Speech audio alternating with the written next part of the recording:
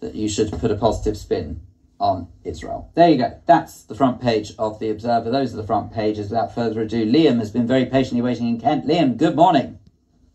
Good morning, Bill.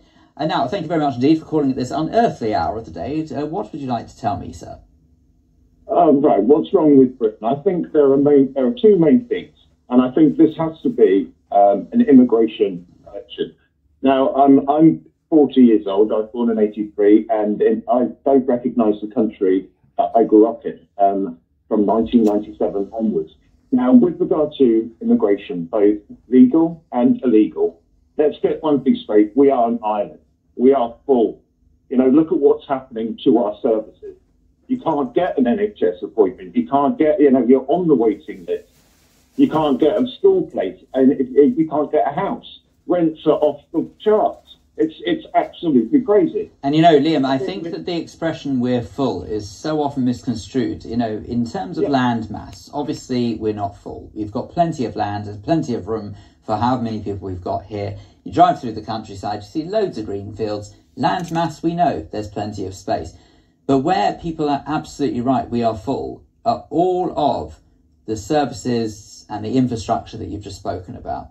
Because what tells us we're full is the fact that people struggle to get into schools, struggle to get hospital places, struggle to even actually in some instances just get around town. If I don't know how often you come into central London, but if you were to drive in central London, you'd be forgiven for thinking that it's just one big traffic jam. It's just absolutely awful during the day. But I have to say that there are a few contributing factors to that. I don't think I can just blame the increase in population. You could also heavily blame some of the ghastly measures that have been put in place to supposedly help the air pollution in traffic in London, from congestion charge to ULEZ and all of that malarkey is all awful.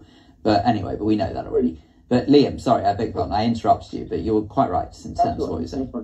Yeah, but I lived in Folkestone, okay? I lived down here in Kent on the south coast, and day after day after day, the air sea rescue helicopter is out there, 1 o'clock, 2 o'clock, 3 o'clock, 4 o'clock in the morning, picking up these people who have no right. And I believe that there are some who are genuine asylum seekers. But look at what's happening to communities up and down the land, whether that be, being put up in hotels at a cost of £10 million a day at the expense of homeless veterans, say, which I find really disgusting. I think that we have this Rwanda plan is a complete farce and a fallacy and a complete joke. That's never going to happen. This country is fractured, and that leads me on to my second point. What really concerns me is these are the problems that was just spoken about in the short term. What really concerns me in the long term is the radicalisation of British youth. You see this happening every single weekend down in London. And you see the Islamification of British politics. This community is very organised, and I just don't see the country that I grew up in. Now, I'm not a Little Englander, but I really think that something needs to change. I compare it to, say... No, but Liam, sorry, I want to interrupt again there, because actually I take a bit of an issue with anyone who accuses people who think like the way you do as a Little Englander. No, it's nothing to do with that. Excuse me, it's the same as if you were to go to any other country around the world and you notice that sort of whatever its reputation was, right, had started to change. Its very image, its identity, it's just everything about it had changed to the point where you just don't recognise it anymore. Who in their right mind wouldn't be upset about that? That's not being racist. That's not being Little Englander to say that. I know, but you're made to feel like you are one when you're not. Oh, I agree with that. Just concerned. Yeah. Right, because I'm not a national, I'm a patriot. I love this country. I love England, Wales, Scotland, Northern Ireland. I do, but I just see the people who love Britain. There are many communities up and down the land that don't even speak English. And if you look at, there was a recent survey of young British Muslims between the ages of 18 and 30, where a high percentage actually want and believe in Sharia law. And that were pro-Hamas. This is not the country. This is not Britain. It's not British values. And that's it's the long game. Rather than short-term fix, we need a long-term fix, Dave. We need a long-term fix. And do you know, Liam, the other thing that worries me as well is you and I are of similar age. And if I think back to the country I grew up in, I consider myself exceptionally lucky because obviously I knew it. We knew it in a very different way to how it is now. What terrifies me is that the youth of today will just grow up thinking this is normal. Exactly. But you see, these are the ones that they've grown up with the internet. We didn't grow up with the internet. Every day social media posts, so, it's fake news, they believe it, and they come out onto the streets. And you see, that's two-tier policing, which is also a concern. I was at the patriotic demo last. No trouble whatsoever. No trouble whatsoever. But the police, when anyone you fly a St George's Cross, they come out with batons and start swinging. And I've seen it for myself with my own eyes. It's just ridiculous. It's totally and utterly outrageous. Look, don't get me wrong. I think it would be very naive of us to say that there are some people who hold pretty abhorrent views who do think in a very similar way, and they sort of use it as an excuse to start saying really quite abhorrent and, let's be honest, racist things. And I would like to think any level-headed individual doesn't have time for that.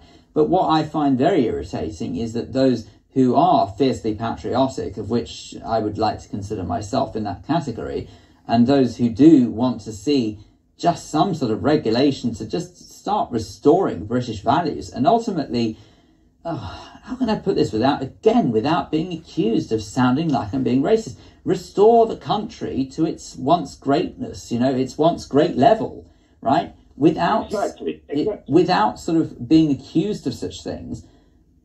I just don't, I don't get it. I don't understand why. Why is it so many people see this, yet so many people are terrified to do something? I wonder whether or not it's just because we're sort of like graciously, or disgraciously, I should say, admitting defeat and saying, actually, there's nothing we can do about it. There is something we can do about it, but they're just too scared to do it for fear of upsetting a certain community. But what about fear about upsetting those who've lived here all our lives? Exactly. Look at what's happening. You can walk down any high street and you will see people that are homeless who, many of whom are actually veterans, near a hotel, which is jam-packed full of people that have crossed the channel without passports. We don't know who they are. We don't know what they could be sleeper cells. It's really concerning, and I see it in Folkestone. I'm on the front line, and I put that in inverted commas, but it's awful.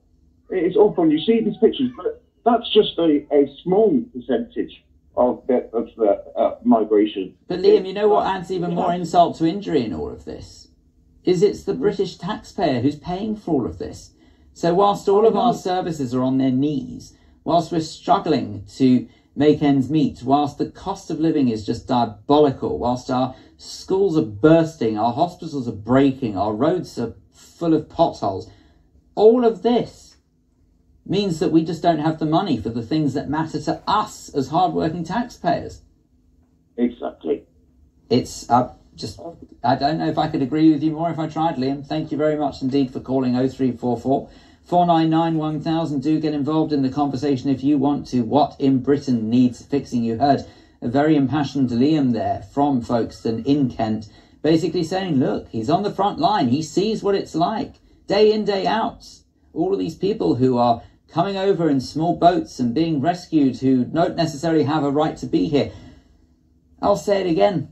I'm not in the least bit bothered by people who migrate to this country. What I'm bothered by is people who do it illegally, making an absolute insult of those who are prepared to go through the proper channels, those who have to work really hard to stay legally in the UK, and yet those who are here illegally seem to get some sort of preferential treatment. What on earth is wrong with us?